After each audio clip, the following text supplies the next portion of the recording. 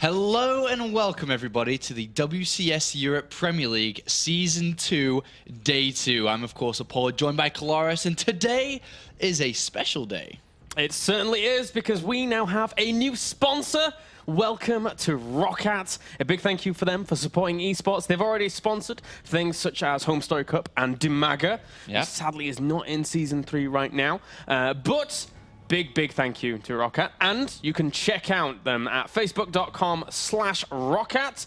And also, if you like their page and comment the announcement post that they made, you could be in with a chance of winning over $200 worth of prizes, including a mouse mat, a mouse, and a keyboard, which is pretty awesome. Pretty awesome indeed. So thank you very much for Roccat for joining the team here in the WCS Europe Premier League. So it is time to continue on with today's show. This is day 2, remember, of 3 days this week. We had yesterday to open up the round of 32. We'll have tomorrow, which is a little bit different than usual. We only had 2 days a week last season, but we have 3 days this week, 3 days the following week, which is Tuesday, Wednesday, and Thursday, and then 2 days the week after. Each time is the same time at 6 p.m. here, local time. Every single time. It's always the same. It's not too difficult to get lost with that. And moving on, though, let's talk a little bit about yesterday, Claris. What a day to do to start us off in the Premier League. Yeah, it wouldn't be WCS Europe without a first day of explosions and craziness, as we had some very interesting results, indeed. Oh, I mean, we had 4GG and Targa go through the group, and I was like, whoa. And they're playing for a lot of money in this tournament. $100,000, 10,000 WCS points.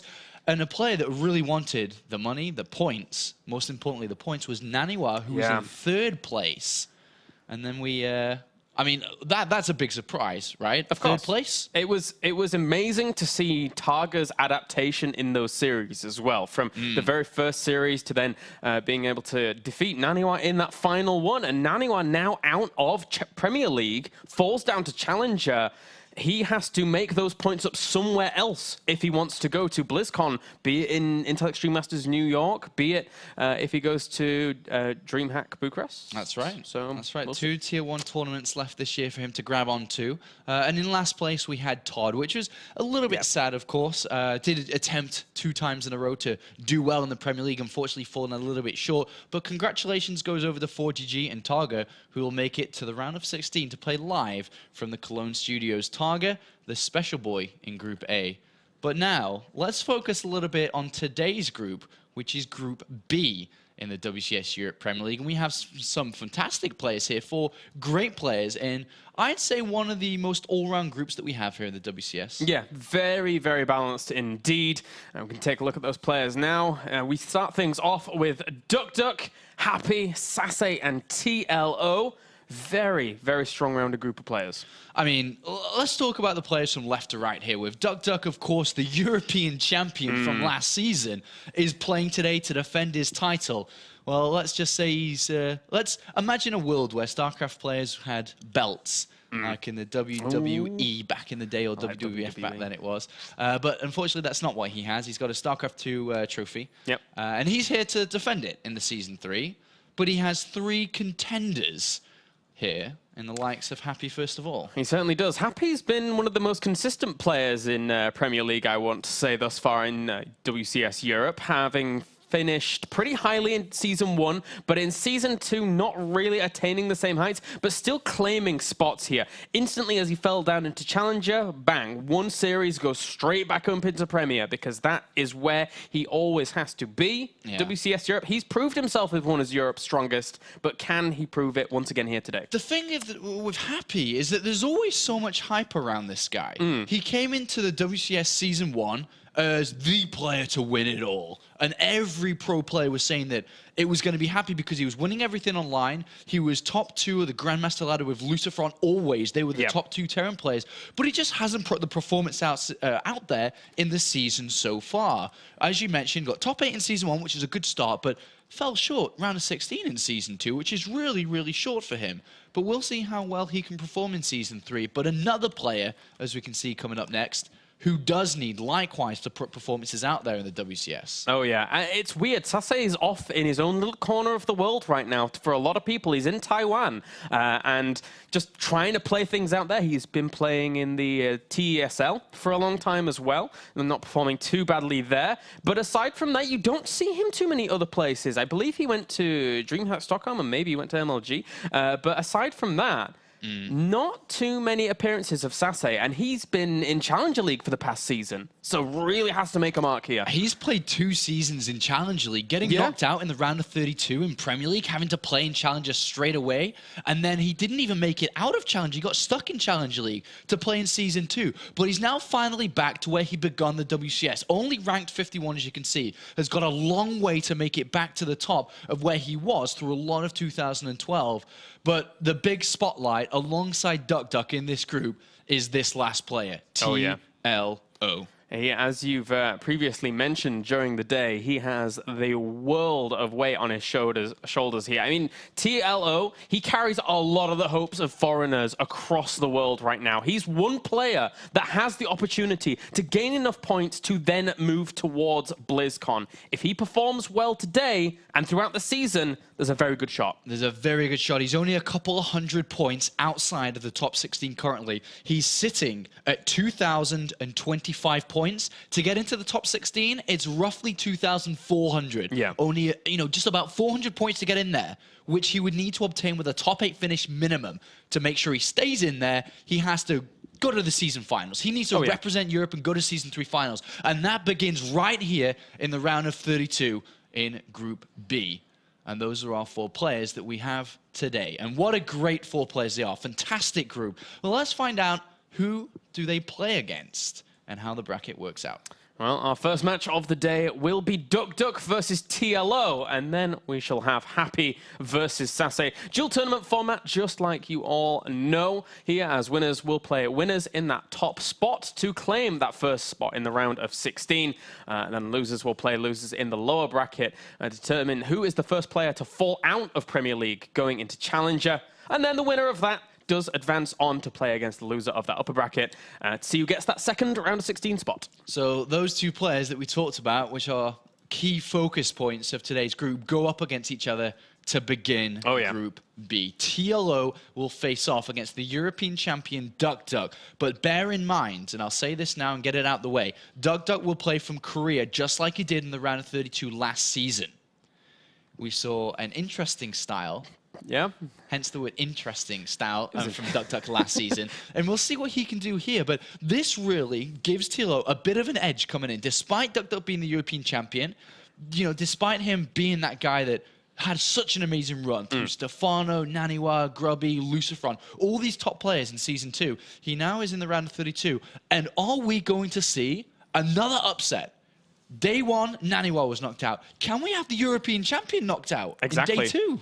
I mean, we've had one of the top 8 from previous season already knocked out, and we've only had 1 broadcast. So we've had 1 of 8 of each category here. Now we could have 2 of 8 of each category if duckdeok is not able to perform here today. If he goes out, man, my mind's going to be blown. I know, right? It's crazy, but the group is so good all around. You've got TLO, duckdeok, and then Sase and Happy.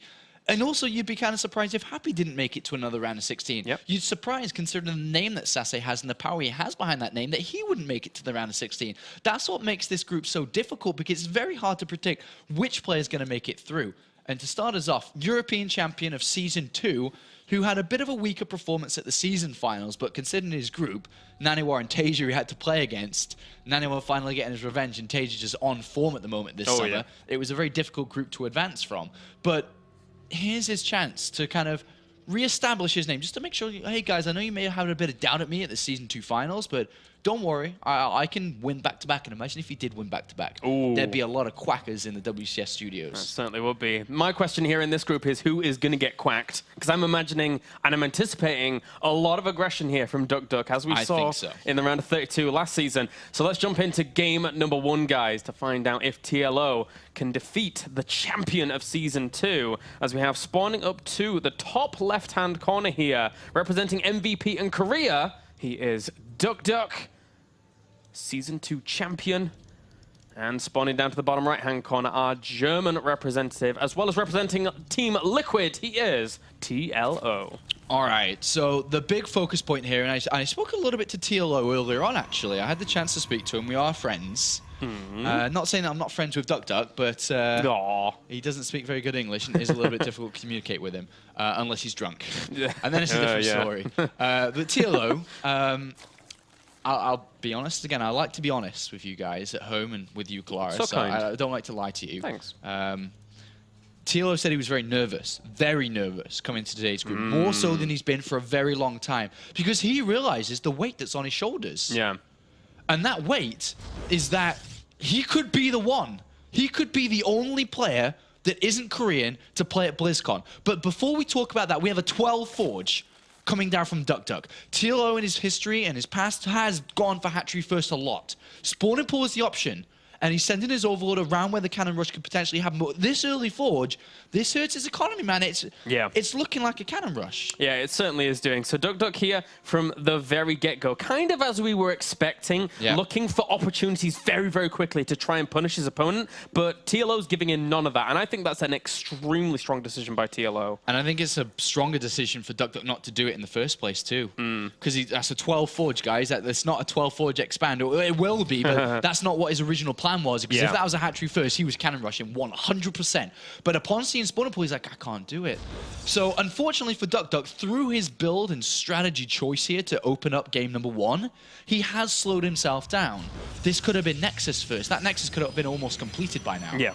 Exactly. Now, in duckdeok here, he just has to relegate himself to a little bit of a backwards position, whilst TLO, he's very content with what's actually happening here. I mean, he's seen the timing of the Forge. He knows exactly what's going on with the gateway now on the way as well. So he knows what's up. Yeah, TLO was very eager to find out what that probe was doing there, and is it going to do any cannon rushes, even sending Zerglings to protect that drone and hatchery, or on his third base. He's very well aware of duckdeok's playstyle in Season 2, round of 32, before he could make it into the round of 16. As mentioned, as you said, very aggressive, and in StarCraft terms, very cheesy.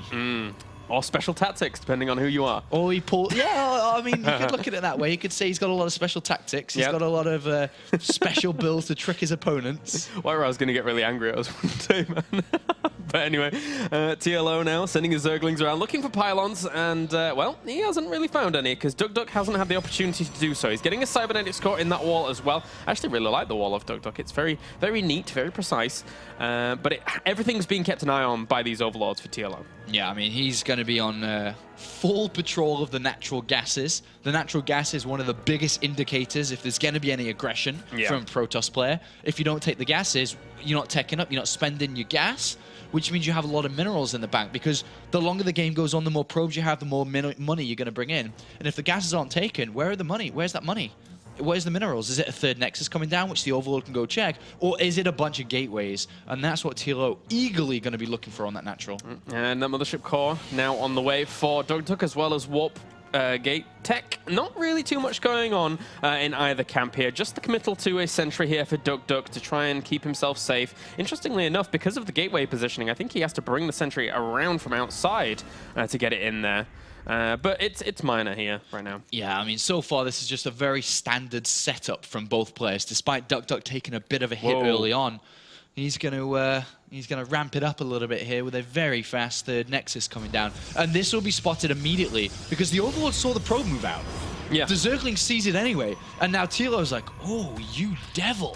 You jammy dodger. And, well, the Zergling goes down, but this is an opportunity for TLO to make decisions. What does he do? Does he get super, super economy-focused, or does he go aggressive? I think it might be the economy focus. Well, I mean, let's just put it in a couple of ways for you guys. I think he will be economy-focused, and the reason for that is because if he tries to be super aggressive towards this and messes up, the game is over. Yeah. Because duckdeok has way too much money, will be just so far ahead because of this early third Nexus. So I think TLO would take the approach mentally saying, all right, that's a risk. Do I want to risk this run? I'm probably good enough to beat this guy. So I think TLO will look as we can see, double evolution chambers coming down to upgrade twice, and I'm pretty sure he'll take a really fast 4th hatchery as well on the left-hand side of the map and just completely drone up. It's not worth the risk. Yep, certainly so. TLO here, I mean, with being on 62 drones right now, he has the opportunity, if he wants to go for that 3rd base very quickly. Overlord gets sent in, and for TLO, it really hasn't seen too much at all. There's a robo facility going down, and the Overlord will see that on the natural. So that's a good pickup in terms of scouting, but aside from that, there's not much else for him to even see right now. Well, that may force TLO to use Mutalisk in this game, bear in mind, because without a Stargate play, there's absolutely nothing that could deal with a high amount of Mutalisks. Currently, it's pure focus on Zergling upgrades, but it doesn't really matter that he spent a lot of money on upgrades because he has a lot of gas at this point. He can very easily take that 1 extractor which is missing on the 3rd base, take more extractors on the left-hand side. I wonder what TLO's tech choice is going to be here. Upon seeing the robotics facility, he knows that the Colossus are going to come down fast.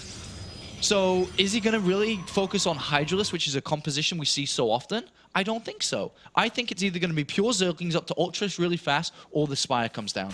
Well, let's get Pneumatized Carapace as well here, just to keep himself extra ability, give him extra ability to end up scouting if he would like to, as well as getting those Overlords out of pesky positions. But that's a lot of Zerglings in production here. I'm wondering how he's going to try and pressure this. It's just going to be a flood of Zerglings. Still hasn't really chosen any tech. There's the Roach Warren going down, but duckdeok sees that instantly. Yeah, he's going up to 60-odd Zerglings here, and he will have 1/1 upgrade, so he's definitely going to try to put some pressure on, but where can it really work? A Baneling Nest is coming down as well. A unique style coming out from TLO. We may see him. He cancelled the Roach Warren. And yeah, actually a Baneling Nest. Yeah. So with the Baneling Nest coming in, we may see him decide to play a Ling Baneling style. We may even see Ventral Sax research for the Overlords. But for now, the Zerglings are coming in. But that's a lot of them. That is a lot of Zerglings. +1 attack is done for the Zerglings. Photon Overcharge have activated as well. Can he get the Nexus here? Ooh, they Surely could do not. a lot of damage. +1 weapons is done for those Zealots, but it's only really negating the fact that there is Carapace there. So not too much of a difference. That is a ton of Zerglings. He has 3 Zealots, 3 and there's more left. coming as well. Uh-oh, this Nexus could easily fall here. Photon Overcharge might just not be enough here. TLO making a ton of units. 5 gateways in production, but they're not ready yet. Only 3 are active. This is really, really bad here for duckdeok. He needs to save this Nexus. Absolutely 100% cannot lose this. The probe's coming off the line for the battle as well. He's already lost 7. And he holds. Wow. For now, he holds. Good hold there from duckdeok. 14 Banelings, though. That's the next follow-up here. And without any sentries down there, they can just actually walk up and blow it up. Yeah, they could. This is going to be a little bit scary here for duckdeok. What's he going to do in response? I think he didn't see the Banelings morphing in. No. He always thought it was going to be a Roach Warren. And now is only the first time he sees these Banelings. And now it's panic mode as those Banelings crash into some pylons as well as the cannon. Zerglings wrap around, kill off the Nexus. duckdeok supply blocked. You only meant to blow the bloody doors off, Colaris. The Nexus is gone. It's gone, and now duckdeok scrambling for the defense. He has to clean this up. He has to do something. But I don't know what he can do. He has Colossi. Does he just go all in or something? From this position, duckdeok is in trouble, and TLO starts this series with a bang, killing that Nexus off, and that's a big pick-off for the German player. He's got decent creep spread. He's got fantastic upgrades coming in. But yeah, as you said, can he deal with the Colossus at this moment? He's only got Zerglings. He does have Banelings. Maybe he can, if he can get a full surround. But there's a lot of sentries. There's a lot of energy now. Exactly. So that's the problem. If TLO is to lose his 4th base here, and the 3rd Nexus reestablishes itself back up, the game's almost equalized, by the way. He could certainly spread creep at that location, and he is going to as well. So that's going to delay the 3rd base from going down again here from duckdeok. Ultralisk Cavern behind this as well. TLO, all he has to do is buy time for himself. He needs to come in from multiple fronts, though, as you said. But even still, negating that with sentries will be fine. That's a lot of Banelings coming in. The Ultralisk Cavern coming down, but that won't be used now because this attack is here. And duckdeok, the European champion, can he break through TLO? Or will TLO keep the defense strong here? Force field's going to be absolutely crucial here. No cracks are allowed. Not at all. He throws down the force field, realizing the Baneling's there. Time warp at the back as well to try and slow those down. Those 2 Colossi have to do big, big damage. The reinforcements have been cut off here by the Zerglings and Banelings. Here we go. Oh, no, here we go. No, wait. Wait. Wait a minute, guys. Chill, relax. TLO's waiting. He's got 1 Ultras on the way. 2-2 is almost done. It's a smart decision to wait for 2-2 here. Very much so, and he's actually just going to go in once again. There's a few cracks in that, but not enough. Baneling's actually got through. These Colossi should be able to clean up a lot of this. TLO's trying to filter through. He's got 2 Ultralisks on the way. Still needs to buy a lot of time. 3 Ultralisks may be enough here, if he saves these Lings and Banelings, or at least saves a lot of his units, but he gets in there once again. 4 Zerglings are going to try and kill off that Colossus, but they don't get it. It's just barely down. Oh, the Hero Queen from the back does bring it down in the end. And these 5 Ultralisks and 6 Zerglings in the production, they should be enough. There's just not enough power. There's not enough oomph with this Protoss army that duckdeok has. It depends on where the Ultras go. Are they save it? Do they go in one at a time? That's the only mistakes really TLO can make at this point. Still quite a bit of firepower here from duckdeok. He does have +2 weapons, but the Ultralisks, they all need to rendezvous with one another. They're coming out in sporadic locations, not really accumulating in position. And now he just has to come in from both sides here and try and crush this. Drones come off the line as well for TLO. He knows he's in trouble. It's 58 army supply to 63. And transfusing the Ultralisks as well. Very, very strong here by TLO. Yeah, and it looks like TLO should be able to push through this, man. Stalker's Colossus not the best against Ultralisks, and the Colossus falls. And it looks like with the reinforcements coming in, 3 more Ultras and 14 Zerglings, even with an Infestor coming in. Looks like TLO is going to hold on to this game just about. He knows he's very much on the verge here of winning. And there you go, GG. TLO takes game number 1. Very, very impressive stuff from him there. But I was not expecting that from duckdeok. I wasn't expecting him to go for a heavy macro focus. Yeah, it was super interesting there because I thought, well, we both thought he'd be going for the opposite. But the thing is, in StarCraft 2, yes, you can go for a super fast, aggressive play, or you can be super greedy. Like economical cheese. Yeah, it's very similar because you get an advantage if your opponent isn't aggressive. Yeah. But guys, the players are actually requesting a break here. So we are going to go to a very quick commercial break. And when we return, so will the games.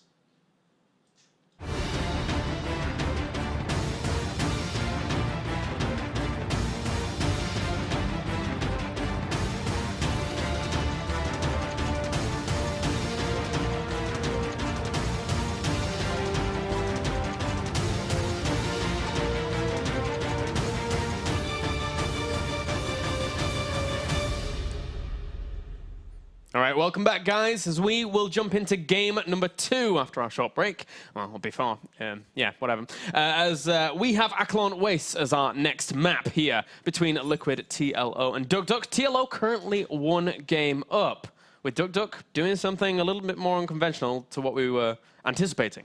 Yeah, doing the opposite, actually, which gained him a bit of an edge when it came to his economy and his setup for the future of that game. But TLO, with his Zerglings, with 1 on upgrades, decided to destroy everything with duckdeok's plan. And we'll see what's going to happen on this next map. It is going to be Acheron Wastes, which is clearly duckdeok's choice of map here coming into this second map here in the series. Yeah, definitely. Just able to establish as many bases as he would like to. Alternatively, could flip that on his head and say, hey, my first game in WCS Season 3, whilst playing in Korea, didn't quite go as well as my other games in round 32, so maybe he gets aggressive. Who knows? He can definitely play a similar style, though. It's going to be hard to tell. It's up to duckdeok on his choices to see if he can kind of make the comeback here. All right, let's jump into game number 2 as we have spawning up to the top left-hand corner here, Red Zerg, representing Germany and Team Liquid. He is TLO. And out to the bottom right, we have our blue Protoss representing MVP in Korea. He is duckdeok. All right, duckdeok had a memorable performance in Season 2 with his tears of happiness. Yeah. And here's a story for me, you, and everyone at home. Did you know, I don't know if duckdeok, I don't know if I'm meant to say this or not, but I was not told not to say it. Yep. And it wasn't... Anyway, duckdeok paid for his own way to the round of 16. Did you know that? Did he really? Yes. I did not know this. That's one of the main reasons he spoke of why he was so happy with his victory, is because MVP, his team, couldn't afford to send him, from what I was told. So he paid his own way to come to the WCS round of 16 in Cologne, Germany. Wow. And was so stressed out about performing well to make the money back. Of course, you get the money back. It's equalizing the round of 16, so it's actually not that bad. Yeah. It is equal. But the more and more he went into it, he realized the hard work that he'd put in had paid off through paying for himself to come in. That was one of the main reasons why it broke down. And then with the fans and the cheering, it all got to him at the end. True story. True story. That is very cool. That's very, True very story. cool.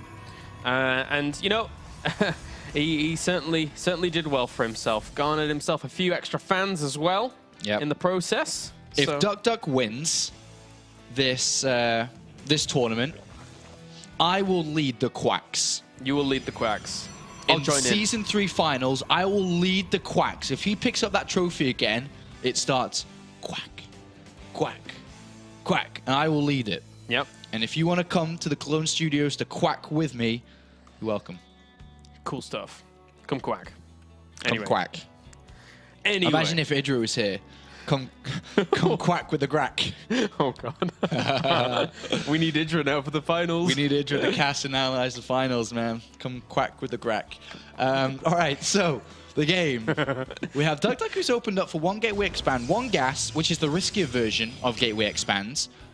Because, for example, 4 Zerglings come in and annoy your day if you don't have the right stuff out fast enough. And especially with Warp Gate being researched first and Chrono Boost being spent into it, that's not Chrono Boost being spent into the Mothership core here. So, you know, that pylon is going to be pressured a little bit, that probe. He can run around. It can be a bit annoying here because usually you have the Mothership core, which can fire from above to aid the Zealot here. Yep, and these Zerglings trying to micro themselves back. One does save itself, but the second one does not in the end. Pylon stays up, and the Zerglings just trying to get some scouting information, or at least find something a little bit vulnerable. Maybe if he had skipped the Mothership core, he could have tried to tickle away at 1 or 2 of the probes. But aside from that, he sees the double gateways. So TLO's pretty content with what he's seen thus far with his third base going down. And instead of injecting on his natural hatchery here, he decided to creep spread nice and early, which is going to connect to his third base, which will help reinforcements to protect against what he can envision coming, which is a gateway pressure. And with a 4th gateway coming down now, it's pretty certain that we're going to see that. And I wouldn't be surprised in the main base if we had a bit of Chrono Boost on the Cyber Core as well, which is actually happening. So everything is making shape now for duckdeok. This is how he's going to start this game up. He stopped his pro production as well, by the way. Okay, no, he started it again. I was going to say that's really, really low. It's only at 20. If he wants to cut it really low, he can go like 26 and just go wham, bam, and go for it. But ideally, you want to be probing behind this. Yeah. Well, we'll see how this little bit of aggression is going to do here from duckdeok. I like the initial creep tumor as well for TLO, because even if you lava injected that natural, it's very difficult to afford everything with on that amount of lava. You can't afford spending all of that lava that early on too easily. Now TLO here just setting himself up with the queens, moving down here to try and defend this location. This creep spread helps so much. It's just hugging this cliff. But these queens now have so much extra mobility to bounce between those 2 locations. Yeah, they do, and that's going to really aid this defense. But is it going to be enough now? Because trust me, Zealots are pretty good. And with a Time Warp or Recall still available here, Roaches are going to be needed to be called in. Yeah, exactly. This 4 gates worth of pressure here from duckdeok is very formidable. That's a lot of Zealots he's going to have. But at the same time, as you rightly said, that Time Warp, well, I mean, it's been expended, so Roaches are going to be far more effective in a direct engagement, and the Queens are actually going to kill off the Mothership core if they're not careful. Oh, pulls it back. Yeah, pulls it back and is doing okay so far. They will have they do have transfuses each too, and the Roaches are going to have to micro it very well here. Can TLO defend? And we'll see. He's trying to micro the Roaches where he can, even pulling the drones away from all of this as well. It's very difficult to micro against this amount of Zealots. The Queen's trying desperately to get to that Mothership core, but is not going to be able to get there in the end. That's actually just getting out of hand. That's too many Zealots. That's a lot of Zealots, man. That's a lot of Zealots. Their job is they're doing more than what they're paid for here. They're working overtime. They really are. These Roaches and Zerglings need to work extra overtime, and maybe even Sundays here to try and kill off this many. Yeah. This is just very simple. It's a very simple attack coming out from duckdeok, and it's working wonders. Go drone and Roach. Yeah, they killed 1 Zealot, but at the end, I think enough damage is being done here. duckdeok did get a supply block because the pylon died off, so he can't reinforce anymore. But still, a lot of damage has been done. Look at that, resources lost, 2,100 against 700. Yeah, it looks like TLO will maybe eventually clean this up because he still has a lot of money coming in from his main base. So yeah, and he's got good micro with his Roaches too, which have been doing him of a job. But behind this, duckdeok's miles ahead. He's got 37 probes to 24 drones. This is a beautiful position for duckdeok to fall back on what I would say an Immortal all-in. Yeah. I think an Immortal in would just seal the deal from this. I don't think he... Well, he could play out with a third base, but then he allows TLO to get back in the game, I'd be chrono boosting Immortals from this position. Yeah. I'd actually just be going for another attack to finish the game off. Well, I mean, he's had it on the 4th gas as well, so if he's going to go for that, he could be extremely sentry heavy if he wants to go for that. No, he absolutely. That's what the 4 gases are for here, for sentries. He's going to be able to, like, you know, 8, 12 sentries with this, a lot of energy, a couple of Immortals, complete out all in. And even this Overlord that could have barely seen that Robo facility does not in the end. It gets pushed away by sentries. So that's a little bit of an annoyance there for TLO, as he's going to try and break down these rocks and maybe go for a 4th base or something, but or just open the pathways. Regardless of what it is, he doesn't have the intel he needs to somehow try and hold this off. Well, these roaches could pressure something, but probably not. Probably not here, because, I mean, if they go walk across the map, the Mothership's Cause is going to do quite a bit of damage to the roaches. By the time they get there, there's already a bunch of stuff. But what TLO's going to rely on is bailing hits here. He's got the bailing S coming in, because he kind of figures out this is a very normal response from duckdeok after doing a lot of damage to follow up with this kind of attack. He sees it now too, but unfortunately for TLO, he's been pushed so far behind. At the moment, he's got 8 roaches and 2 zerglings to deal with this attack.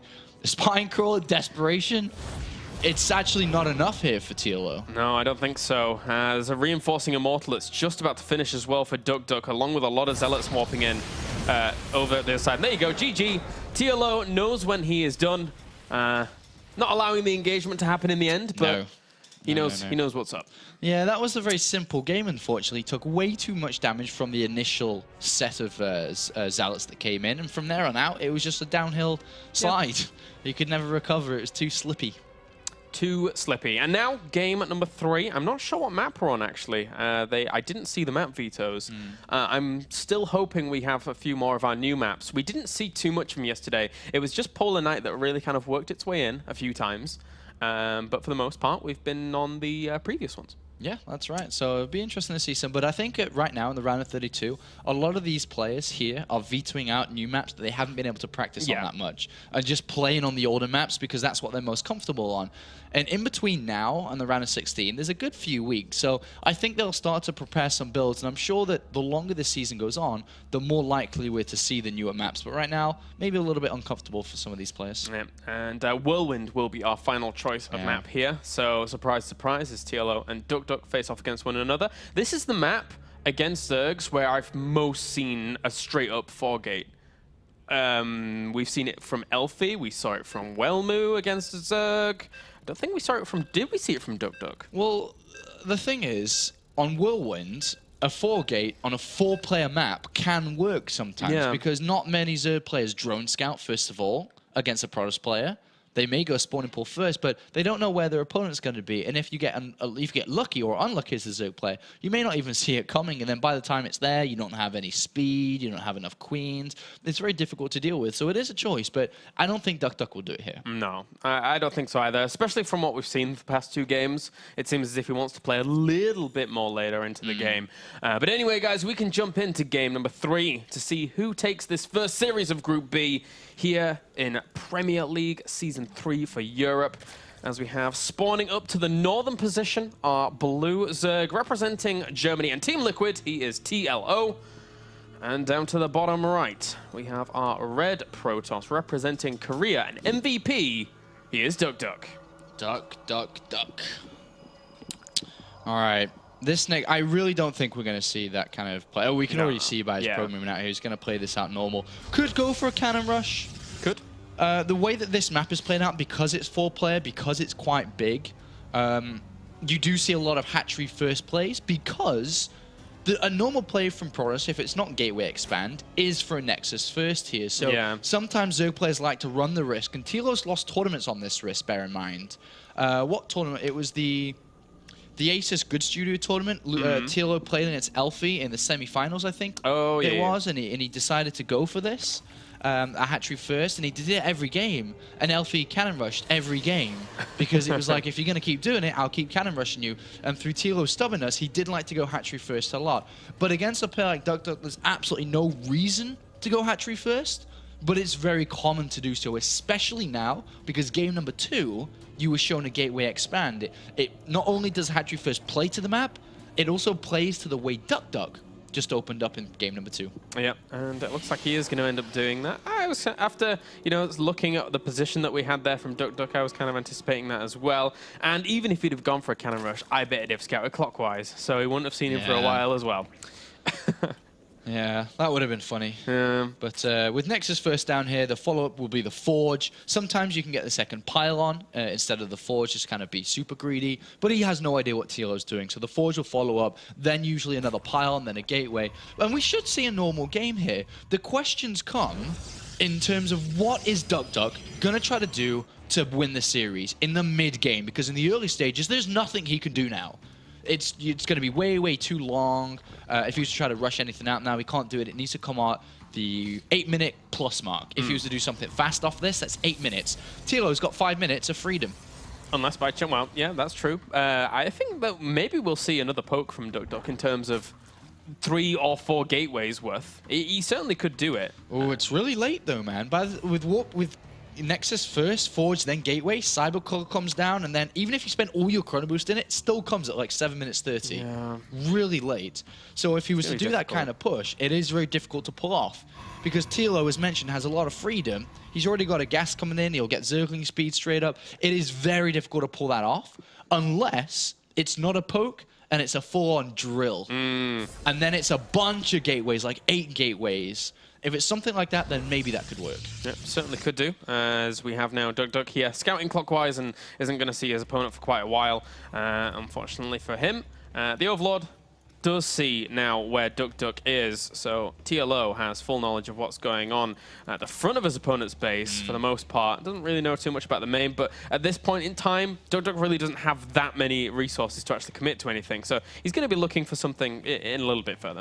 Yeah, TLO definitely right now has said, all right, this is a normal setup. He's either going to go for a super heavy gateway play, or he'll throw down the Stargate, which is the most likely for normal Protoss players. Yeah. Or if it's duckdeok, we could see a robotics facility come down for some kind of a mortal all-in as well. But with the Chrono Boost going down into the Nexus, it seems like he's focusing very heavily on just playing out a normal game here. He may decide to take a fast third base if he doesn't take his gases soon. Yeah, certainly may do. We've seen some pretty impressive defenses on this map against Zergs. One only has to think back to Todd from yesterday against Targa. So it can be done if you want to get that earlier third, but it is also very, very treacherous. So TLO, for now, just adding on his evolution chamber. Only one just yet. I would have liked to have seen a second one because I think that the heavy upgraded Ling style, I think it works really well on this map. Well, TLO has seen what his opponent's doing now. He's still a probe move from the natural with the Overlord. He's going to go over and confirm this too. So I would not be surprised to see a second evolution chamber come down, and I would not be surprised to see the same style that he was able to pull off in game number 1, which was their very heavy Zergling approach. It worked wonders for him. If he can pull it off again, it would work. Only if duckdeok sets himself up normal again. But it depends on what duckdeok does now. What does he throw down? Is it Robo straight away or is it additional gateways? Yes, I'm anticipating some kind of tech very soon because he started +1 weapons and then cancelled it. So very, very quick there from duckdeok to actually change his mind. And there's the Robo going down for duckdeok. Yeah, it seems very normal again. Like, very normal, but TLO's already coming across. He's already got Zerglings coming, and he's got a lot more on the way. 26 are out, with 10 more. That's 36 in total. There's a cannon ready. He can't photon overcharge a Nexus that isn't ready either. And the gateway's not ready. There's only one gateway here. Oh, a single gateway. This is just going to fall. This cannon and this Mothership Core are not enough to deal with this. That's so many Zerglings. He has no units either to deal with. There you go, the cancel. Wow, TLO really reading this situation so well. Well, TLO says, right, if you're just going to take a Nexus this early, your gateway isn't even turned on. It's not even turned on, the one gateway there. And these aren't going to be turned on for much longer either. No, like, he had no gateways at all. Uh-oh. This is a really scary thing here for duckdeok. Very scary indeed. Those Zerglings now claiming that position and so much of an investment at that third location that has not paid off for itself and has been completely shut down. He's here just taking the gateways. And duckdeok he's trying to Chrono Boost out an Immortal. He's supply blocked. And he's throwing down a bunch of gateways. He's just going to go for an Immortal from this position, which is very delayed. Very, very, very, very delayed. And he's even changing his plan. He had an Immortal Chrono Boosted. He's gone for a Warp Prism. Oh, Yeah, he's trying to figure out, what do I do? How do I do this? What do I do? How am I going to play this? So he's got 3 sentries on the go. He can easily make another one and put that in the warp prism. He's just going to go for an attack. Yeah. TLO's already kind of expecting it because he's dealt such a blow to his opponent. Yeah, this is pretty crazy here. As duckdeok, he's kind of scrambling for an answer. The Season 2 champion is on the ropes at the hands of TLO, who performed so well in Season 1. He's going for the Baneling Nest. He's upgraded to finishing. How much did he see with that hallucinated Phoenix? duckdeok has got a pylon out on the right-hand side, and he's got a lot of zealots out too. You know, that's gone undetected so far. There's 28 Zerglings, and only Zerglings. And there's a lot of Zealots coming in. But he could morph in Baneling so quickly here with the Baneling Nest. Yeah, it depends on how the sentries are used, isn't it? Yeah. Well, this is gonna be testy. I'm not quite sure how duckdeok is going to make this work, but at the same time, this has caught his opponent slightly by surprise. Those 2 spines are going to go down pretty quickly, sealing out a lot of units as well with the force fields. This is as good a move duckdeok is going to get. TLO had no idea about that pylon. He had no idea. He was not prepared for this. Certainly not. This is a very good position for duckdeok. +1 weapons as well here. Once again, negating that carapace, but it doesn't really matter in the grand scheme of things here, as TLO now moves forwards with his 2 queens, trying to focus down what he can. Knows he needs to bring down the warp prism, but at the same time, the pylon's not too far behind as well to continue the reinforcement. Yeah, but TLO's got a lot of roaches on the way. Yeah. Despite a lot of gateways warping in a bunch of zealots, what are they going to do against the roaches here? Both time warps have been used. Yeah, that's true. These roaches could actually seal off duckdeok from doing much of anything here. How many workers has he killed? He hasn't killed that many. It's 54 workers to 49 behind all of this. I think duckdeok's going to try and expand behind this, actually. Well, we'll see, because right now he's warping in a bunch of units and continue to do so. He's got a lot of money behind this. Stalker's coming in and doing great against these roaches here. Yeah, they are actually helping out quite a lot with still a lot of zealots still retained. Army supplies 34 to 35. Killing off a few of those stalkers and making TLO a little bit further in the lead. Those sentries, if they go down, they're a big investment. Yeah, I mean, every unit right now is a big investment for duckdeok, and I think he's going to give it up. He's going to give it up now, realizing that TLO's got too many units out, and he will fall back onto an expansion, which TLO has an Overlord waiting to see. And Immortal's out with a Colossus on the way, and there's a lot of sentries at home too, so interesting game. TLO definitely caught by surprise with that attack, and it threw him off a little bit.